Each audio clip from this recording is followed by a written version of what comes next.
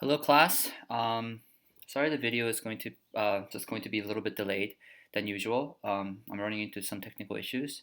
Today what we're going to do is we're going to talk about probability. We're still going to elaborate on what we have talked about in the past. And so yesterday we have briefly touched upon probability of events.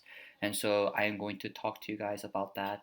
And I'm going to give you some problems related to that. And for the homework, you will just be wrapping up whatever we haven't finished on the slide. I'll post it up as a PDF file for you guys to see. And so you guys should be able to complete most of it by the end of today. So let's go over some of the things that we have talked about yesterday. We talked about probability of events where probability of x being 2 when we're rolling a die. We talked about how it's 1 out of 6. Probability of it being even numbers. We talked about how that's 3 out of 6. We're talking about a regular six-sided fair dice, right? And when we roll it, and so finding the probability of an event shouldn't be any much of a huge problem for us at this point. Now today what I want you guys to focus on is this word called mutually exclusive events. So mutually exclusive events, the definition is that two events are mutually exclusive if they cannot occur at the same time. Another word that means mutually exclusive is disjointed. So some of the things that, if you think about it, that cannot occur at the same time. So for example, when we're talking about uh, let's say deck of cards, there's 52 cards in a deck. And so we're talking about probability of events. So let's say probability of event A is the fact how many cards are hearts, how many what's your chance of picking out a heart out of these, deck of cards here, right? That's going to be 13 out of 52 because there are a total of 1/4 of the card deck is, diamond, heart, spades, and clubs. So 1/4 of it is going to be hearts. Now let's say that I talk about event B, where I say what's the chance that it's going to be the suit is black colored. So what that means is whether it's going to be spades or clubs. Okay, so that's total of these guys, and that's 26 out of 52. Now we consider these two as a mutually exclusive events. Why? Because they cannot occur at the same time. How in the world are we supposed to have a card that is going to be hearts and at the same time be one of these two suits? That's simply not going to be possible. If I were to change the context just a little bit, let's say I give you guys a version C. C says the card is a face card. A face card is a jack, queen, or king.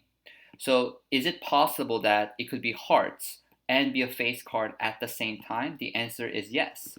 That means it's not mutually exclusive. Mutually means together, right? Like they something you know how you have mutual friends on Facebook and Instagram and things like that.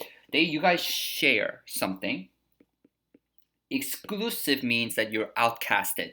So it's when you think of the word mutually exclusive, I want you to think of it as, oh, there are going to be two separate events that has nothing to do with each other.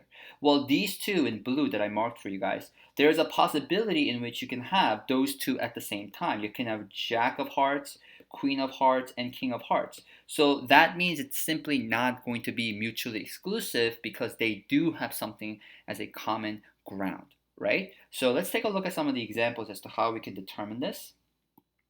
Okay.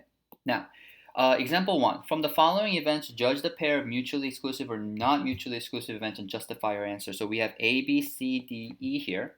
Now, drawing a king or an ace from a deck of cards. So those are your two events. So event A is drawing a king. Event B is drawing an ace. Now, can these two things happen at the same time? Well, the answer is no, right? That means this means it is mutually exclusive because I haven't seen a card that has both ace and king at the same time on one deck of card. I mean, on one specific card. B, getting a white ball or a red ball from an urn of white and red balls. Okay, so getting a white ball or a red ball. We have two separate colors. So in like let's say urn means like a pocket. So in like a pocket, there's like a white balls here, and there's also like red balls here.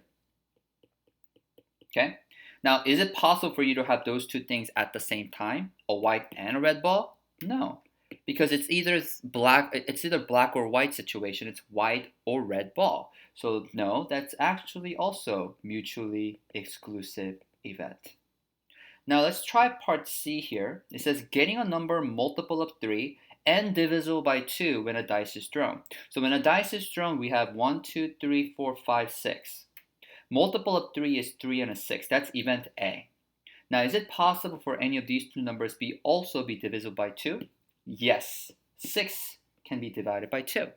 So because 6 is in the common ground, if we talk about a Venn diagram, right in the middle, 6 belongs in that category.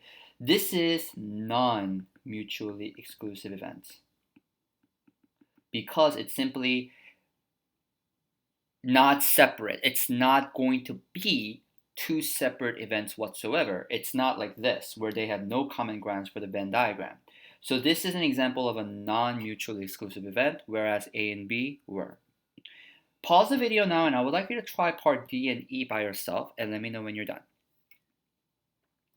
Okay, so for part D, I hope you guys have a drawing a red card or a jack from a given. That should be non-mutually exclusive, because when we say non-mutually exclusive, when we say a red card, it means a diamond or a heart. But or a jack means, well, you can have a jack of diamonds or a jack of hearts, so they do have something in common. So then, nope, that's non-mutually exclusive event. Getting 3 heads or 3 tails when 3 coins are flipped. Okay, so is it possible for you to have 3 heads and 3 tails at the same time when 3 coins are flipped? The answer is absolutely no, because you can either have 3 heads and that's it, or you can have 3 tails, that's it. There's no way that you can have heads and tails at the same time. So this is actually mutually exclusive events. Okay, so these are the answers on the second slide, or the fourth slide. This is mutually exclusive. This is mutually exclusive. That non-mutually exclusive, non-mutually exclusive, are mutually exclusive. So there we go. So non-mutually exclusive are C and D, and the rest of them are going to be mutually exclusive events. Okay, so determine whether these events are mutually exclusive. I would like you to try these questions on your own on your homework pages. So when you guys get this video and when you watch it, we're just going to understand what it means to be mutually exclusive or not. And once you're finished with these 6 questions, I would like you to just write down your answers, and then you just have to submit it to me just like the usual ways.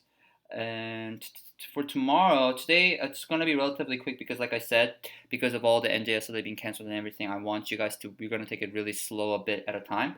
I want you guys to, for today, really understand what mutually exclusive means and try these 6 questions to really get ahead of what we're really talking about here. And for tomorrow, I'll give you more of a mutually exclusive event homework questions to do, and we'll just pick up with that. Okay, thank you very much and have a good day.